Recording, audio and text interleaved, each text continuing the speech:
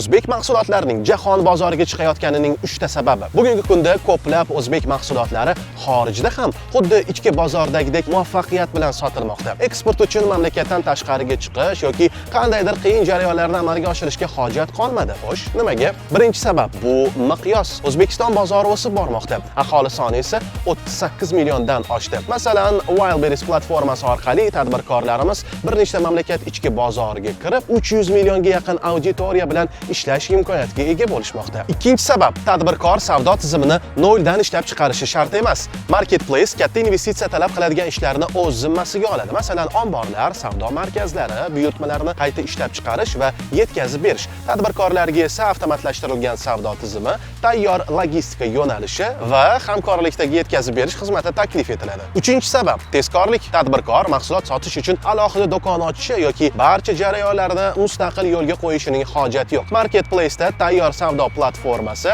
o'qitish tizimi va mahsulotlarni saralash mavjud. Shuning uchun bozorga chiqish biznes uchun ancha osonlashadi. O'zbekistonlik tadbirkorlar ushbu platformaga qiziqishi shiddat bilan oshmoqda. Xususan, 2025-yilda Wildberries orqali sotilgan o'zbek tovarlari savdosi 1 milliard dollardan oshdi. Savdogarlar soni esa 3 baravar ko'paydi. Bu ko'p kompaniyalar uchun shunchaki qo'shimcha savdo tarmog'i emas, bu biznesni kengaytirishning real imkoniyatidir. Bugungi kunda sotuvlarning asosiy qismini kiyim-kechak va tekstil mahsulotlari tashkil etmoqda. Shuningdek, O'zbekistonning oziq-ovqat mahsulotlariga, xususan quritilgan mevalarga talab oshib bormoqda. Marketplace'lar o'zbek ishlab chiqaruvchilari uchun yangi bozorlarga chiqishning eng samarali, ishonchli va qulay vositasiga aylandi.